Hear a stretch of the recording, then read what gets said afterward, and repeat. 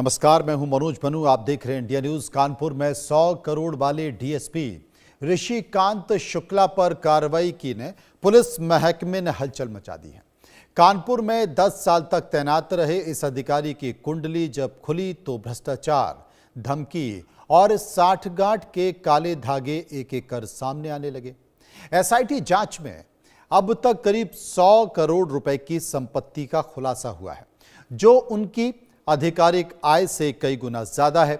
जांच के दस्तावेज बताते हैं कि कानपुर की गलियों से लेकर राजधानी लखनऊ तक ऋषिकांत शुक्ला ने एक ऐसा नेटवर्क बिछाया था जिसके जाल में बिल्डर, व्यापारी, अपराधी और राजनीतिक रसूखदार सभी फंसते हुए चले गए। देखिए रिपोर्ट कैसे।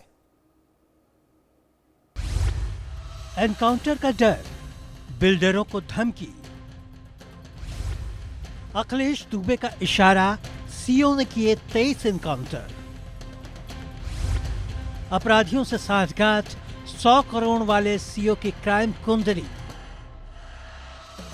कानपुर के अखिलेश दुबे मामले में सीओ ऋषिकांत शुक्ला को सस्पेंड कर दिया गया है। जांच में सामने आया कि उनके पास 100 करोड़ से ज्यादा की संपत्ति है। विजिलेंस ने आय से अधिक संपत्ति के मामले की जांच शुरू कर दी है। वहीं दावा यह भी किया जा रहा है कि सीओ के पास 500 करोड़ से ज्यादा की संपत्ति है। एसआईटी रिपोर्ट के मुताबिक शुक्ला के नाम पर 12 संपत्तियों की बाजार की कीमत लगभग 92 करोड़ रुपए बताई गई है। इसके अलावा 3 अन्य संपत्तियों के दस्तावेज उपलब्ध नहीं हो सके, लेकिन शुक्ला के पैन नंबर से जुड़ी पाई गई। रिपोर्ट में कहा गया है कि ऋषिकांत शुक्ला 1998 से 2009 तक यानी 11 साल कानपुर नगर में तैनात रहे। इस दौरान उनकी अखिलेश दुबे और उनके गिरोह से करीबी बताई गई। दुबे गैंग पर फर्जी मुकदमे कराने, जबरन वसूली और जमीन कब्जाने के आरोप हैं। एसआईटी से जुड़े सूत्रों की माने तो सीओ संतोष सिंह, विकास पांडे और ऋषिकांत ने अखिलेश दुबे के साथ मिलकर एक कंस्ट्रक्शन कंपनी खड़ी की थी।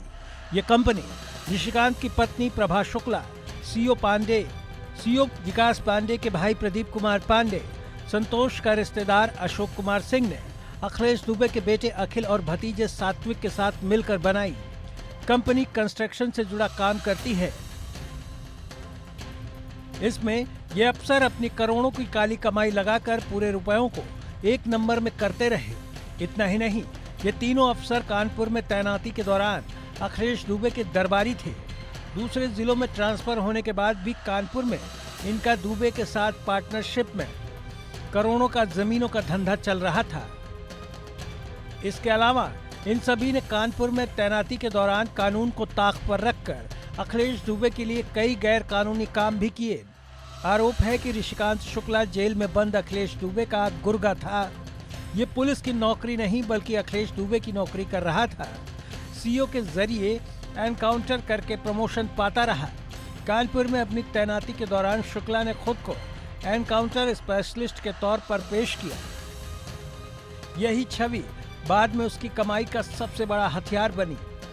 पीड़ितों के मुताबिक ऋषिकांत शुक्ला अक्सर एनकाउंटर में उड़वा दूंगा जैसे शब्दों से डर पैदा करता और इसी डर के सहारे लोगों से संपत्तियां अपने नाम कराता रहा। ऋषिकांत कानूनी कार्रवाई के नाम पर फर्जी मुकदमे तैयार करवाता था, फिर उन्हीं मामलों को सुलझाने की एवज में करोड़ों रुपए वसूल करता। कानपुर के चर्चित वकील और भूमाफिया अखिलेश दुबे के साथ ऋषिकांत शुक्ला के संबंध किसी रहस्य से कम नहीं। पुलिस सूत्रों का कहना है कि दुबे और शुक्ला के बीच सालों से आपसी फायदे का रिश्ता था।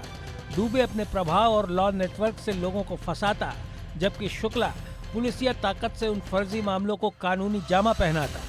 एसआईटी की रिपोर्ट में दर्ज है कि दोनों ने मिलकर कई निर्दोष लोगों को झूठे मुकदमों में फंसाया, खासकर जमीन विवादों में।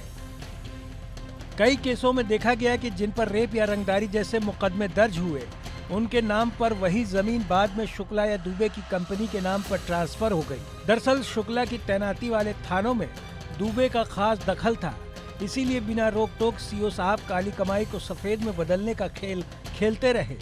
लेकिन अब कानून का शिकंजा सीओ पर कस चुका है।